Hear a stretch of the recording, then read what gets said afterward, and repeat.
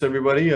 Next up, we have Caleb from Copyleft Cultivars. He's kind of taken up the torch on genetics protections for the industry in terms of protecting breeders. I think we all know the stories of things that have happened previously, which we won't get into here, but certainly there's been some ups and downs in the efforts to protect breeders' genetics from corporate exploitation, and it's nice to see Caleb kind of coming in and talking about this and working on this particular problem in a way that's ethical and I think is a way that's going to help lead us into the future. That's based on some forms of protections that are already existing for other types of markets. So thanks a lot for joining us, Caleb, and I'll let you tell us about Copyleft.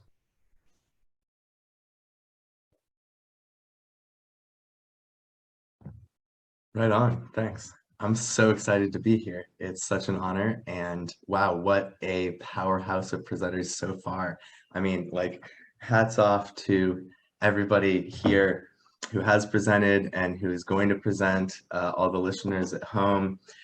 Like, this is amazing first that we have the ability to do this, to connect, through these magical portals that we're all looking through and reach each other as a community, even in tumultuous times, and continue to build that together. So it's an honor to be here and contribute what I can towards that building of community. I also would like to start with a little land acknowledgement, which normally I would acknowledge the native people who, either ceded or unceded, had originally tended to the land, and say what that is. Here I'm presently in San Diego. That's the Kumeyaay people. Where I'm normally at, that would be the Siletz and Kalapuya in Oregon. And I just want to give a shout out to all of you there and all the people who tended the land before we had it, because we are all on colonized land and experienced that. So thank you for tuning into that consciousness for a moment. So I'm here is really just to look at these community-based solutions to the changes in the larger ecosystem that we're a part of, and specifically intellectual property as a factor, an environmental factor in that ecosystem. And also to update and inform the community a little bit about at Copyleft Cultivars. Copyleft Cultivars is a nonprofit, domestic nonprofit organization founded in Oregon, serving the whole United States and hopefully the whole world. This talk, by the way, I'm not a lawyer. I do have quite a bit of legal experience. I'm a student in ethnobotany and legal studies as well, and we'll get into that more, but I just wanted to say that these are, my opinions and not the opinions of the conference here or the nonprofit. So just obligatory disclaimer.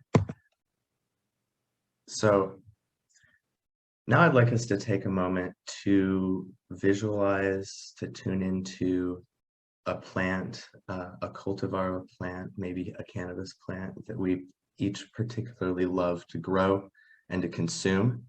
And so maybe bring into your mind's eye that now, and think about the fractal of hands, the many different generations of people who tended to this plant and who brought it forward generation by generation, whose shoulders we stand on today, and the larger image that that creates, this larger flow and adaptation, the symbiotic relationship that we have with cannabis and with each other. Usually we are thinking about this from the perspective of the individual grow environment. As a grower, I am usually immersed on that level, and I'm sure you can relate. So we're thinking about, this is an example diagram, and we've seen some much more fantastic examples, such as the live walkthrough just 2 presentations ago, or many of the other examples we've seen today or will see. And so today, in my presentation here, I want us to zoom out a little bit, zoom out a little bit and see this from the larger perspective as an ecosystem that includes that. So here in the center, you know, we have many different grow environments, each of us, you know, having our grow environments. And as an emerging market now, in various stages of legalization and decriminalization all around the world, it's a really exciting time. It's also a very active time in that ecosystem, right? On that larger ecosystem, there's so many changes happening. And, you know, a lot of us, myself included, were pretty used to the way things worked. And now, stepping forward into this new changed world, our ecosystem, we need to figure out, you know, just like jumping into a new grow style or a new place that we would grow, we need to start thinking about that ecosystem. And so don't get worried about the specifics in this. This is an example here, this slide. This is a study, a systems analysis and conceptual system dynamics model of the livestock-derived food system in South Africa. So this is what that type of ecosystem looks like for a whole country, right? And so the pink is government, the light green is environment, black is livestock, etc. So you can see this gets very dynamic, and this is why it's useful to see it as an ecosystem, you know, see this just like we've seen some beautiful explanations of the ecosystem. You know, Dragonfly Earth Medicine earlier this morning was talking about even inside of our own selves and the various forces interacting, and we see this phenomena emerging, this emergent phenomena and fractalization, so to speak, happening on the higher levels as well. And we're a part of it. So many people may have heard, you may have heard that intellectual property law drives innovation. That's kind of a saying, especially in the business world, which as cannabis becomes legal, becomes more and more involved. And many people interpret this to mean that is to fuel, but more accurately, it actually means driving as in, you can more accurately see it as driving, as in driving a car. You know, we're changing the direction, or when you're dialing in factors in your grow environment, you know, this is a way of saying that we can dial this environment with this factor of intellectual property law, which includes patents and includes a lot else, which we're going to get into a little bit here. But first, what is intellectual property law? What is intellectual property at all? It's actually kind of silly, and don't worry if you don't know, because unlike here in the physical world, dealing with the plants, where we have physical laws, might have gravity. I go, hey, I got this pen, and I drop it, I'll catch it, right? And we could replicate that all over the place, build a great understanding as a society that gravity works that way. But man-made laws are not that way. And these laws emerge in ecosystems create as humans aren't that way. And we have the construction of them, and so we have to understand them. Sometimes they're a little clunky. Sometimes they even change. And from country to country, they certainly do change. So we're going to be talking mainly from the US perspective. But intellectual property all over the world originally came in Venice in 1416 in the current era.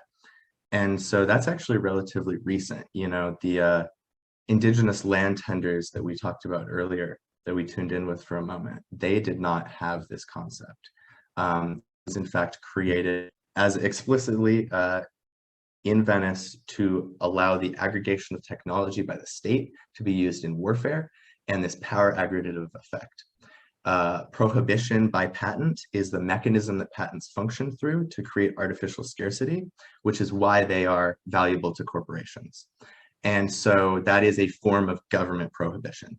Coming out of government prohibition, it's good to be aware that there are other types of government prohibition, including privatized government prohibition. My personal story, my family has a history with innovation and invention. Just like many people are legacy growers for many generations, and tricks are passed down understandings. I was really brought up in a sphere about innovation and creation of new things. Also a bit of a cannabis family, but not as deep as I think legacy growers. This was really our bread and butter. And this is my great grandpa Cliff. He's there on the left, and he invented the Winnebago, the pop-up trailer that many people have seen. He published it, tried to open source it without any protection, and Winnebago company actually came in. They made their own version, they patented it, and they went after him. And so they prevented him from being able to make a living off of that. And so I was brought up with this story, you know, of being careful with the valuable innovations that we create. This is my father. So carrying on in that tradition, he has 60 patents in the technology sphere, including the see-through keyboard that we have on all of our phones and devices. Currently involved in a whole invention as well.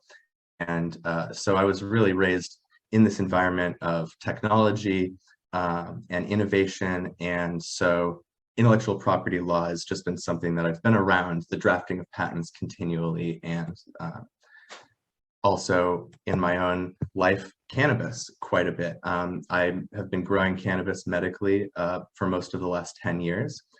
And as someone who suffers from Crohn's disease, I have relied on it medically and owe it a great debt personally. It's kept me alive through very difficult times, and the relationship with the plant has just been one that has been so rewarding, and I feel like paying it forward with that is essential.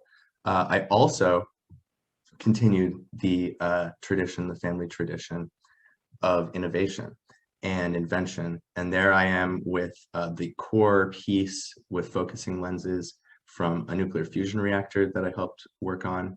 That was actually patented, and we developed that technology to the point where we had some major breakthroughs.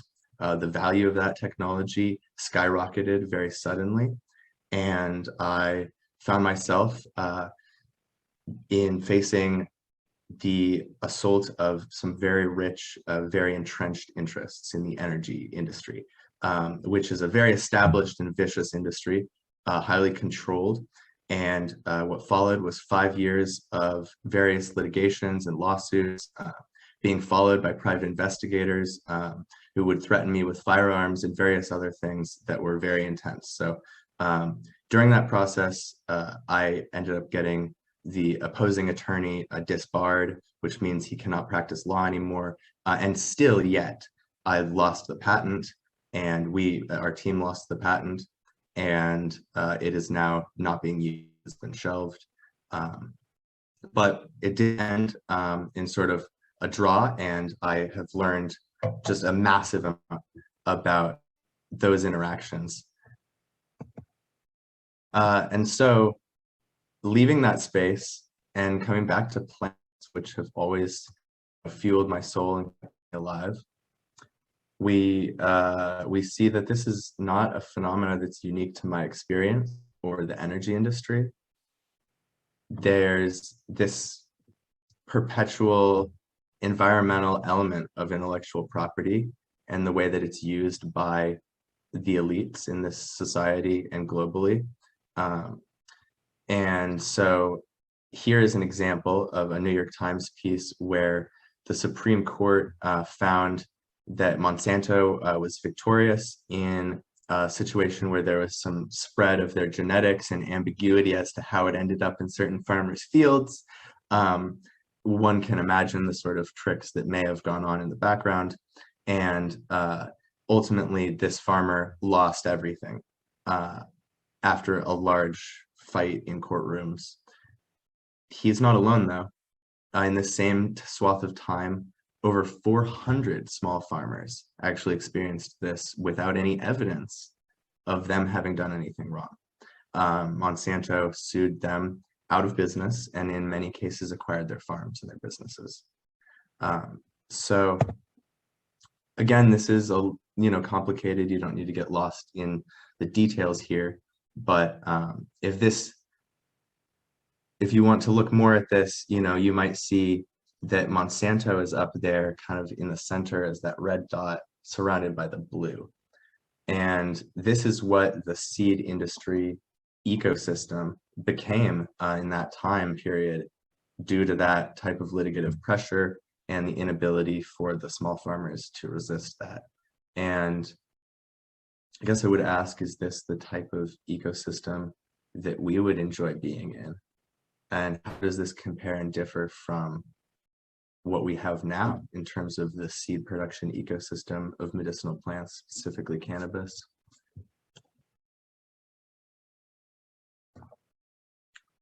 Well, even more recently, this has expanded. And this here, there are some lovely strawberries. You may have eaten this variety of strawberry or a similar variety, because 70% of our strawberries in the market in the United States are affected by this. There's this case, UC Davis versus Shaw and Larson. And these were doctors, Shaw and Larson, at UC Davis that were involved in the breeding project. They later left UC Davis and they created their own alternative company. And even though there was no adversarialism, there was, people were chill between the university and the company, and things went well for a little bit. But at some point, UC Davis suspected that their patented strawberry variety and their proprietary strawberry varieties may have influenced the strawberries of Shaw and Larson in their new company. And of course, you would think these are the same people. These Shaw and Larson were there at UC Davis doing this work. They leave. I mean, how can you not be influenced by your previous actions? And UC Davis sued them and won and took control of their strawberry business and prevented them from using any strawberries that they had bred during that time. So they essentially lost control of the very strawberries that they had created in collaboration with each other and past breeders. And that was essentially, pulled away by the university.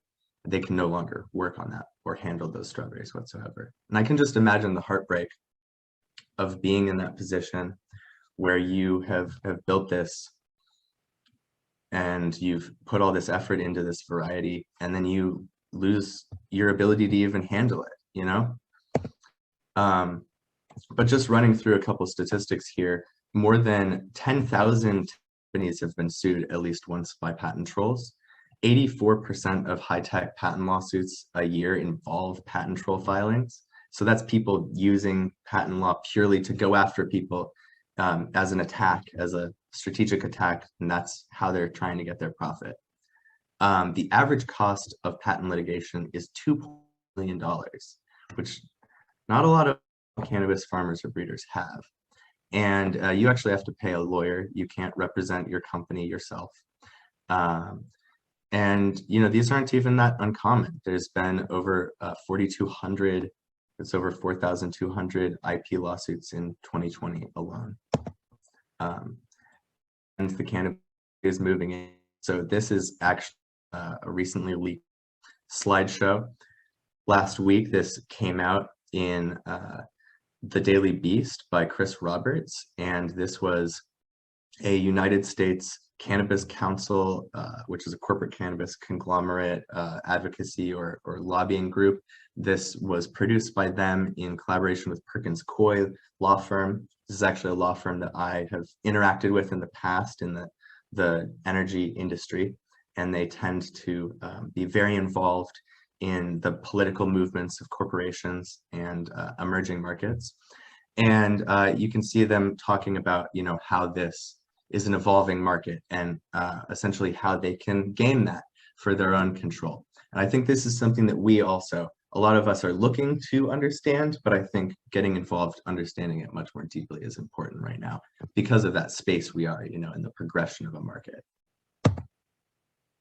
And on this larger ecosystem that we're talking about, I would draw the comparison. What does integrated pest management look like?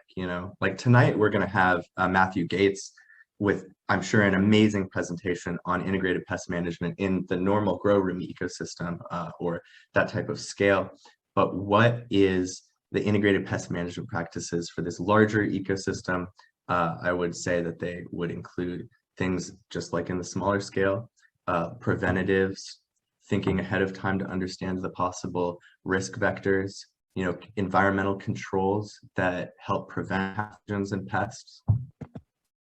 Somebody who's thought a lot about this larger ecosystem and how success can come for groups in this larger social ecosystem is Peter Kropotkin.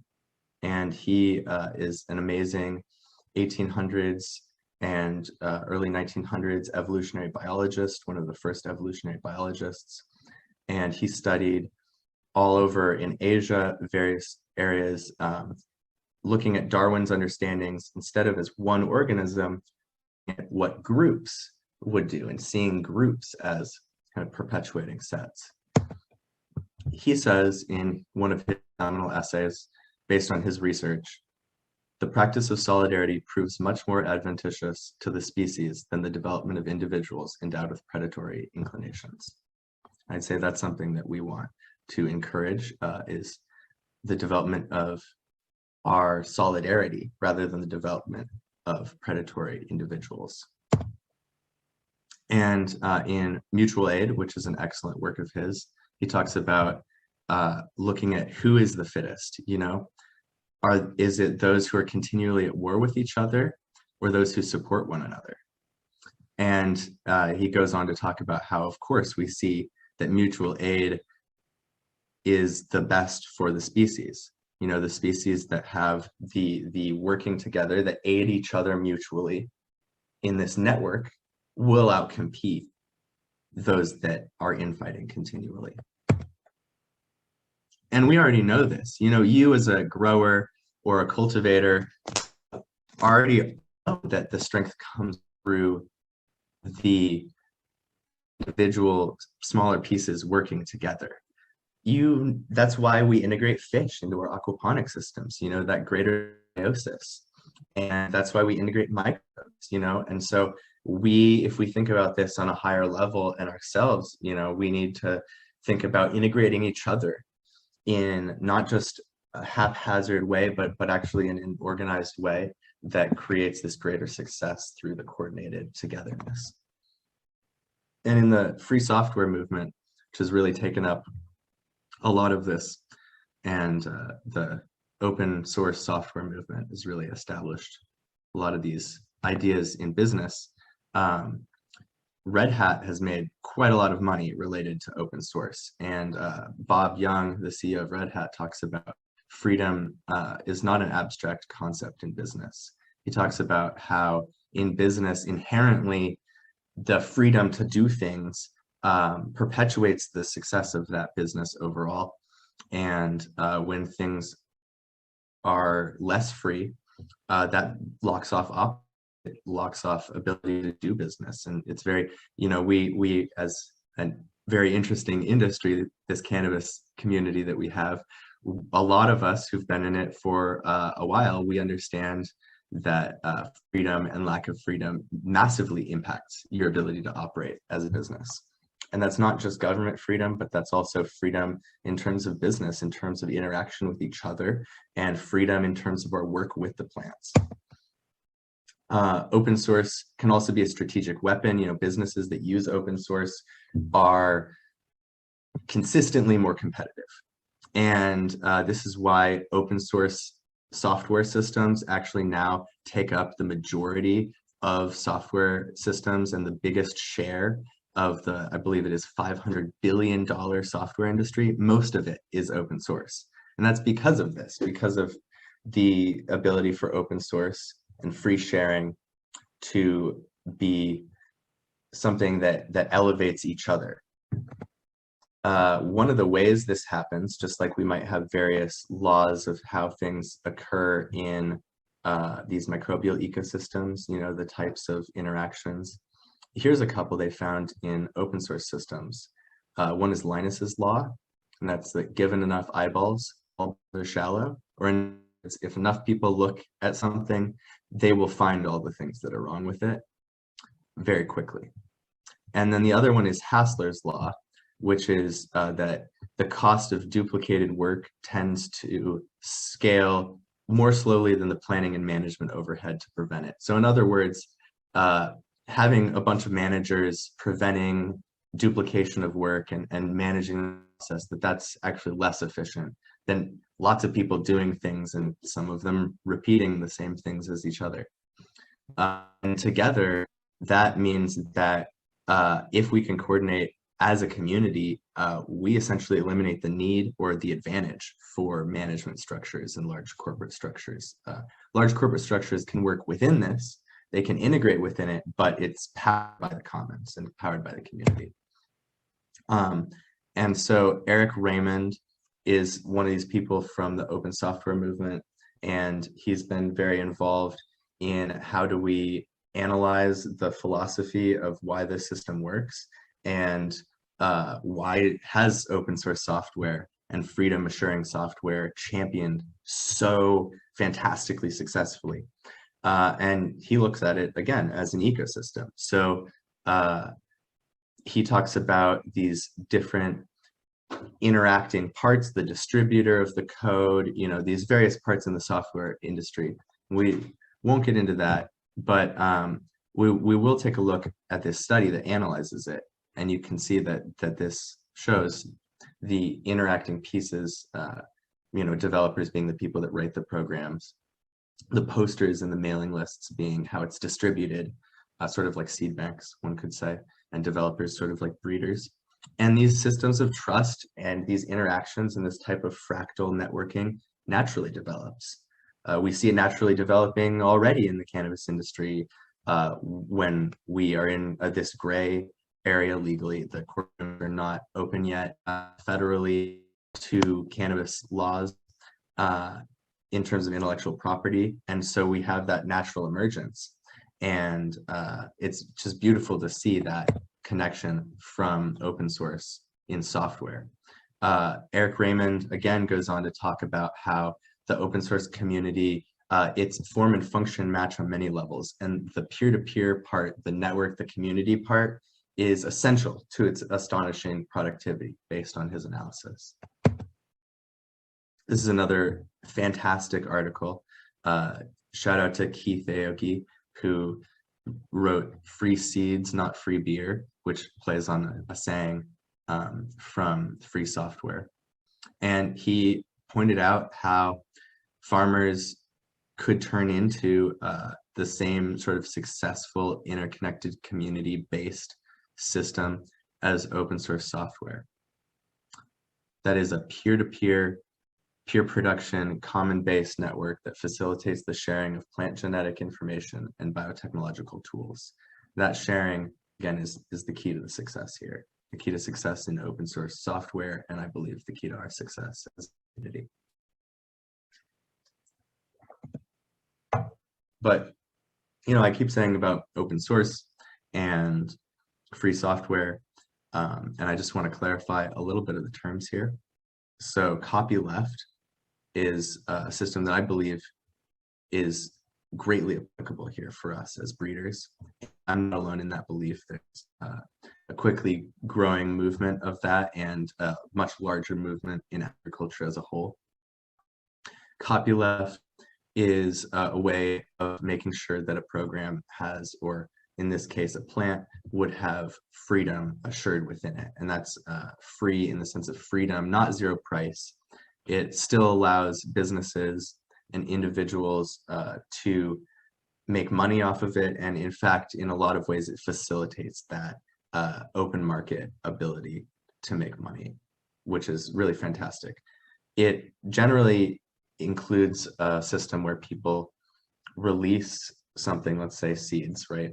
And then those seeds have terms on them, the copyright that you inherently get from making the seeds, or the work of art in general, that when you kind of open that to the world and get this out there, you know, your plants or your seeds, that it carries with it a little assurance, something that says, you know, I'm not proprietizing this. I'm making it available for you, the public, and your freedom is assured. The only thing you can't do is prevent other people's freedom in the future with this and things that come from it. So that's pretty much copyleft in a whole. Why the name copyleft? Well, it comes from copyright law, really just that flipped on that. So play on words, copyleft. But is it actually law? Yes, actually. And I get asked this a lot, actually. Do we need to invent this whole new system to make this work? Do we need to go to bat? Do we need to form the communities that we did for legalization and advocate and do this huge political push? We all know how long and how difficult the path for legalization and the opening of markets legally for cannabis has been. So I am assured to and very comforted to know that, in fact, this is already the law works. I think that's important for us as a community to think about. We could go back to try to reform the system again and again and again, and I support the efforts that do. However, I feel that the best course at this time is pragmatically, is based on what is and operating within that to achieve our goals in a good way. So there's some case law here that people can check out if they like. I don't have the time in this presentation to go into all of the details, but this is just a few out of dozens and dozens of court cases where in the United States it has been found, indeed, yes, copyleft is legal, it is real, and it qualifies under copyright law, and then it extends to contract breaches as well. So it's valid, twice actually. It's valid under intellectual property law, copyright, and it's valid under contract law, which is, just whenever you make a written agreement with someone, that same law. And as well, the community can enforce it through nonprofits. That's what that third one there proved. And when we think about art, or we think about other things that have copyright, like this little GNU here from the free software movement, you have an artist who makes something, and or a programmer that programs something. You produce this new art, and then in the United States and in most countries, you have a right as a producer, as a creator, and that follows the same for film scripts, for pieces of art, like here, the photography that I took and turned into a fractal, that's the background there. And so when I produced that, I got the copyright rights, and so then when I release it, I get to specify those rights if I would like. So just opening that up into the public, then people can use it and hear, the artist that made the GNU opened that up, and here I'm able to introduce you to him. And I think that that's really wonderful, and I think that that's very freeing, and so many less people would be able to interact with your art if it wasn't made open. I mean, what are our seeds worth if people don't grow them, right? But also, we have the ability to do that for art, and it naturally has followed that's been expanded into software, and so that same thing should naturally expand, and is currently expanded to plants. It's in the process of expanding into plants, merging plants like cannabis. And just to show that analogy a little bit deeper, we have here on the left, I believe it's your left, it's my left at least, we have the Google Pathways AI structure. This is a newly released program structure for an artificial intelligence that Google has created. It can learn based on other things that it has learned. And so this is really the structure of the decision bits, the program bits, the pieces of program that get, each of those lines is how it goes through that process, right? So similarly, we have here with DNA, and how DNA transcribes to various proteins. through RNA. And that follows a similar process. You know, we have an originating code that maybe is a task, let's say, similar to this AI structure. Then we have the processes, you know, it goes through these standard processes of the RNA code is derived from the genetic sequence. And then that RNA code is turned into a protein, and the protein is folded in a certain way, and that accomplishes the task. And the protein is the thing in your body or in the plant that generally that does things. And so these are really analogous situations, and there's a process in place that's acknowledging this, that there's this expansion happening right now, and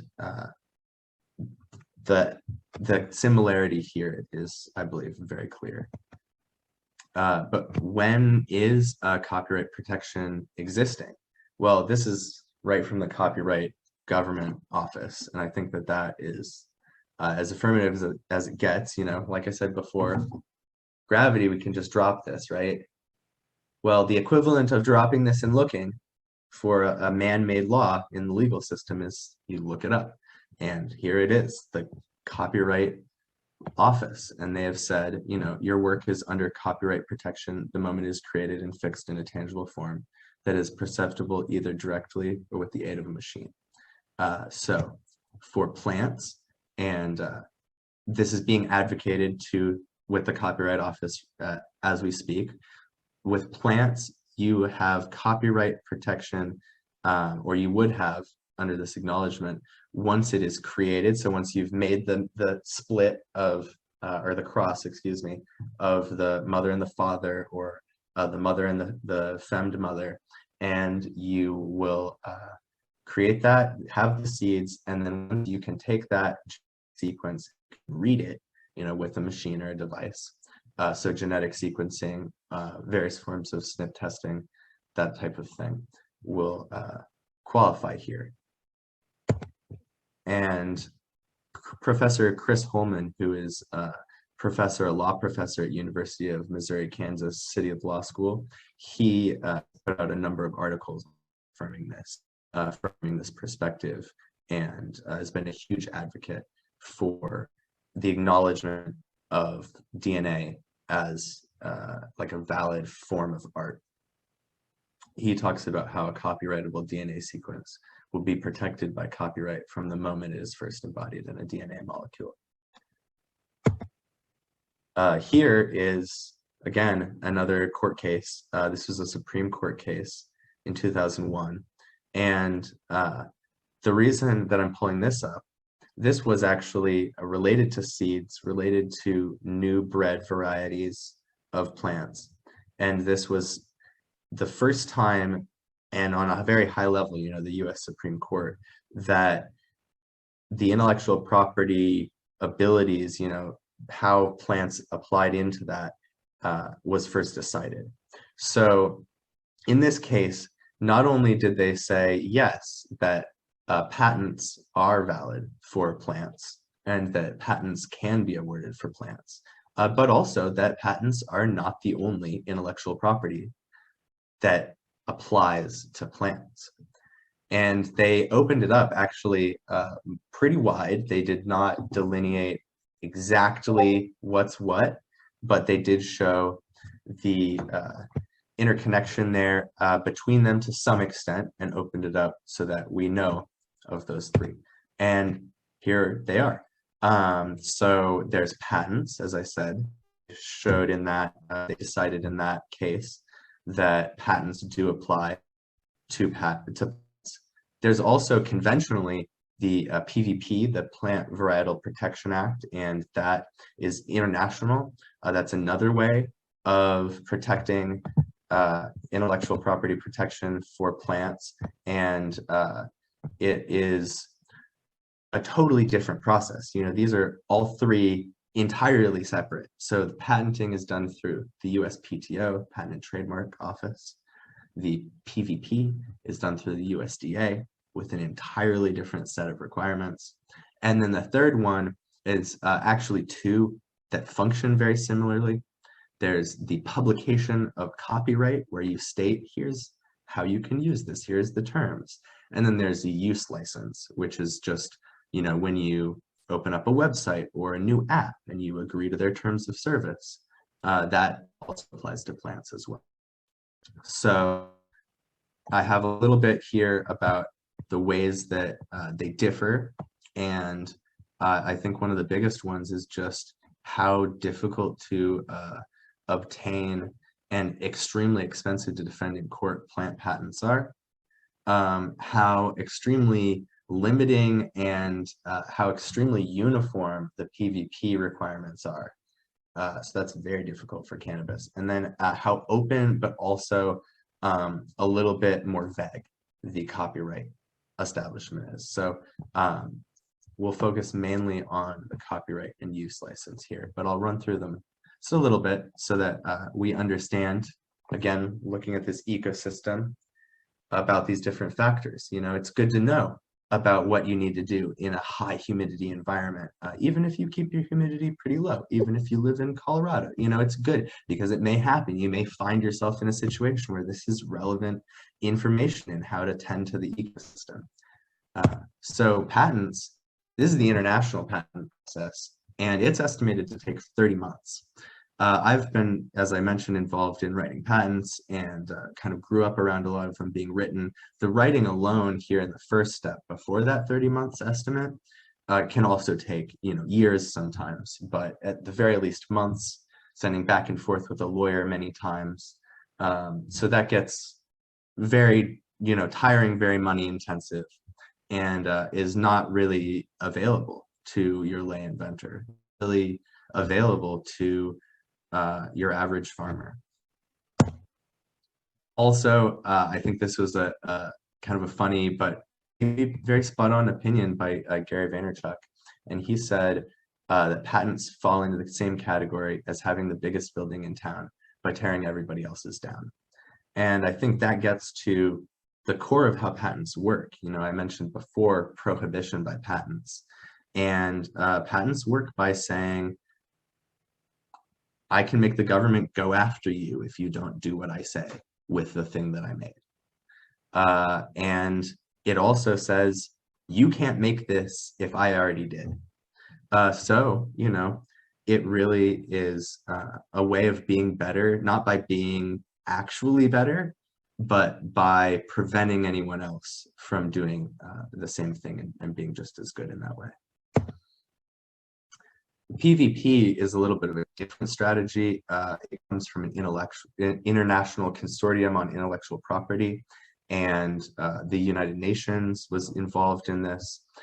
A lot of different countries all over the world, this is the only way that intellectual property applies to plants. And they allow, like it says here in the little triangle, research is generally allowed, which is not the case for patents. Farmers can save seeds, they can replant, there's fast certification, but it has to be new, distinct, and extremely uniform and stable, which is difficult with cannabis. The other one is, the copyright and the use licenses, the bag tags. That's what they're colloquially called. Don't worry if you can't read this. I also cannot read this. In fact, I think that's the strategy. This is a Seminis seed bag, so a big ag company seed bag. And remember, these function on contract law. This is, a contract. So it says, when you open this seed pouch, you agree that this is our terms, this is our agreement, this is what you can do. And this one here actually makes it essentially a rental agreement. You can grow the plants, you can sell what comes from them within very limited confines, both in the growing and in the sales, but you cannot do anything else. You cannot produce more seed, you cannot save those seeds, you cannot shuck those seeds, etc. And it's very restrictive. These bag tags are already used in cannabis in order to mitigate liability. And so here we have an example that I got at the Autoflower Cup. And you can see here, I'm not going to say my opinion on whether it would or would not mitigate the liability, but This is generally not what bag tags are used for elsewhere, although I am happy to see it's used in cannabis. And I would encourage anyone who has seeds from pouches that may have bag tags to look at those, because that is legally binding. This is a way then that can be flipped on its head to value the community. This is from the Open Source Seed Initiative, and here it says essentially the terms where you can't restrict other people's freedom in the future based off of just having that seed. You know, you have to assure those in the future. This is available right now in Open Source Seed Initiative at osseeds.org, and you can add any plant crops other than medicinal plant crops, so vegetables and things under that. And I am so excited to announce here, this is actually a community collaboration that we're working on, and we welcome you to be a part of. If you'd like to go to our Discord, which hopefully the link is being dropped right now, otherwise you can find that at copyleftcultivars.com. And here is the text that we've created with our legal counsel and some key advisors, and we're opening that to the community so that you can be involved in it as well. Because really, we could say, here's what we think is best, but really we'd like to get the community involved, and what better way to make this serve the community than open it up, have us all modify it and work together on it. So jump over there to the Discord and get involved. We welcome that, and we'll be releasing this officially after more legal checks after the community collaboration very soon. This is an example of what it will look like. So this is just a prototype, you know, but the ability to staple it on to a seed bag where you actually have to open the label is pretty helpful. Also, the size, keeping it to the size where it's very useful is important. But we'll actually be expanding, and we plan to expand to integrate the copyleft copyright elements, the genomics, and that label. So we want to expand this to where the publishing of the genetics is something that we facilitate for the community, and that is assured as a community good that backs up the license that makes sure that the genetics are also a community good. And this is really an example of the strength through numbers principle. The privatized gene pool cannot compete without with the huge number of individuals that could open these seeds. It's the reason why the community produces these different iterations of amazing seeds, and we don't see, you know, big corporations being the ones to do it. They simply can't compete with the mass of pheno hunting that we can do as an extended community. And as a community, we're super powerful. I mean, we have stood together time and time again. This is 420 in 2015 in Vancouver. And, you know, we have had the greatest solidarity of any community that I've ever known. And so this is empowering. If you feel empowered right now, you're not alone. Like you and all of us can feel this again and come into this community and empower one another. So I think, you know, if there's any community that can really pull off our coming together and our interconnection, it's us, right? Like one piece of paper is easy to tear, right? But many, many pieces of paper together, you know, we have a lot harder time tearing it if we're a big being. And so we can come and this. I know I'm running out of time, so I'm gonna flip through the last few a little quicker than expected, but we'll also be updating things on our Instagram soon and diving into this a little bit more. Not only can our community and our individuals, all of us little farmers, be a part of this and the seed banks and this entire community, but also the community we're interacting with as we emerge legally. These corporations, I mean, it's really, if you're in cannabis business as a business person, this also serves your interests. And that's why Google employs over 5,000 people to contribute to open source projects, and Apple contributes a huge amount of employees as well. So naturally, we'll have our sequences and the phenotypic data that we'll collect. that naturally then becomes this database that naturally develops as a community. And that in turn opens up the possibility for community-wide, community-powered breeding and research, which I think is super exciting. This is one of the softwares that we're using to analyze the genetics, and that will be connecting these various submissions in through. And you can see an example of how, you know, country of origin can be summarized there very usably off on the side in that pie chart, versus in the center, what all that raw information may look like with associations. But not only that, this is a great page from Aaron Lorenz's University of Missouri presentation. And this is the type of genomic prediction that is done in normal plant breeding. This is what we can do both in our little pockets, but if we don't pocket so much and we interconnect in this way we're talking about, we can do this with all of our data. So populations that off on the side, that phenotypic data, the DNA marker data, instead of having those develop in secret little pockets, we can interconnect them, and that makes the results that much better. We can also find pathogen resistant genes, and we can certify those with a genetic certification instead of, you know, oh, this is mold resistant, I promise, bro. Like, no, this is the genetics here show. And so here's an example of that type of data with the MLO, which is the mildew resistant loci. This is a review of that in cucumbers. So getting this data together, right? So we have these similar pictures of leaves, we have the genetics, we can draw those comparisons, we have a huge community of data. And that opens up into what I think is very exciting, our ability to integrate in these new technologies. So Google's developed an open source system for called AlphaFold, where they are able to predict how those proteins, you know, I said earlier, goes from the genetic code, RNA, proteins, and those proteins fold. Well, they can now predict exactly how those proteins will fold to an extremely high degree of accuracy. And if we can associate the genetics with traits, and we can analyze all of these genomes in mass, we can start as a whole community to track that.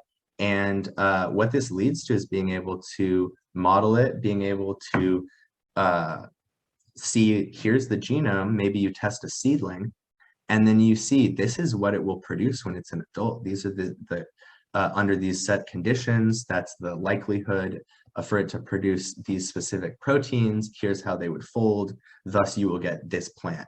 And if we don't develop this as a whole community, this will be developed in private small groups, and it will kind of work. But if we develop this as a whole community, it will work excellently for all of us. And touching on the all of us part, I know that many of us have watched the other projects that have been involved in accumulating public genome data and the genetics of cannabis.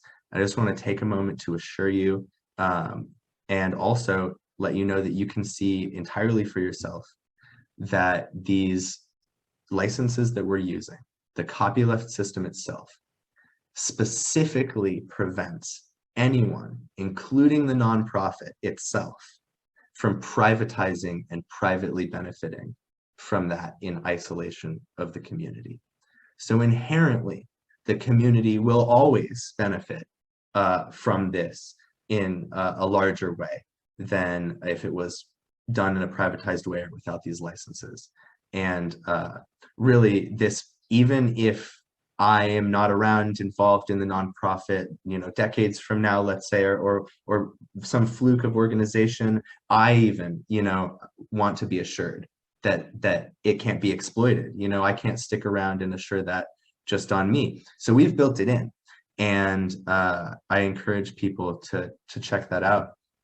We also plan to build this into a certification service that once we have a large enough genetic library and database that's available and available for the public, We can do confirmation certifications. We can show that indeed certain plant stock is actually what it is labeled to be genetically. If people want to go back for this presentation in the future and look at these, I've addressed specific groups and specific ways. These are just some examples of how it will benefit people. And shout out to Strainly, who started putting this out a little bit earlier, actually about 5 years ago. He put out a license that is a great step in this direction.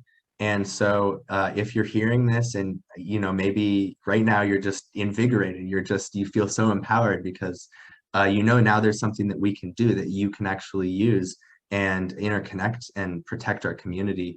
And you just can't wait for us to build this bag tag or this genetic system. If you have a nonprofit, you can use this today. You can go to Strainly's site where they have posted this up. I will say that it is difficult to defend, that it lacks the DNA backing that would make it defendable. But it's a great step if you have a nonprofit. That nonprofit may not be able to intervene in the way that ours will. We're planning to incorporate into the license a way that if, like what happened with me in the energy industry, if large groups come in and predatorily attack with litigation, that we can use this license and step in and prevent that and actually say, no, this is, the nonprofit has, affirmed that this is a public good through this license, and then we take over in defending the license instead of you as an individual. And so that's what we're going to be building in. This license here does not have that yet, but you could use this.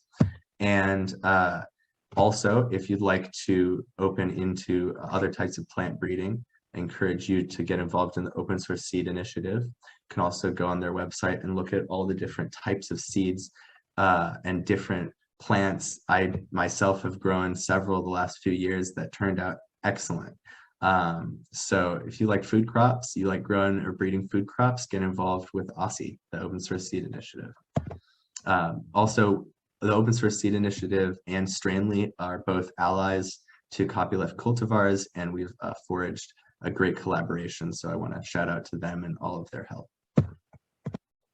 And then coming soon, as I said, we're opening up this Freedom Assurance bag tag to the community. So I'd like you to jump on to our Discord. I'd like you to get involved if you have ideas. And, even if you just want to say hi, shoot us a little message or check out the collaboration and process. I encourage you to jump over and be a part of that. We're also going to be building and are in the process of starting building a breeder protection contract. Earlier, I mentioned what happened with strawberries and strawberry breeders losing access to their production and the plants they made. We don't want that happening with cannabis. We want to make a contract that is something breeders can use with companies that are hiring them or that they're working with, and that benefits both the companies and the breeders and assures that the work that's produced together is put into the Copyleft system and protected for the community. And then also we're going to be opening up our full Copyleft license and the genetic intake for that, a way for you as a breeder to get your genetic sequencing, get the phenotypic data that you would like to submit, and actually submit in an automated way on the website, very simple, and contribute to this and receive the protections that we could possibly offer you. And then through that, we'll naturally be opening the genetic galaxy, which will be for the public. We will be assuring that this benefits the public and that you, regardless of your ability to pay for it, can still benefit from the community-wide work.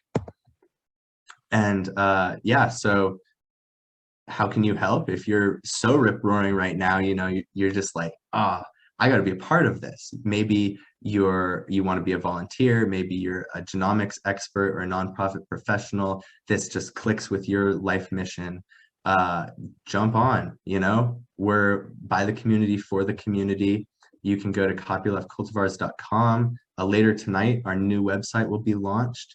And you could also email us at copyleftcultivars@gmail.com.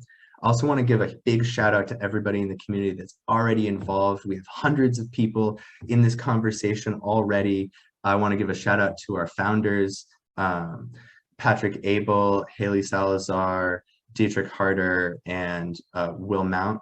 And I want to give a shout out to everybody who has contributed so far on the Discord. And I encourage everyone listening to be a part of this and be involved today.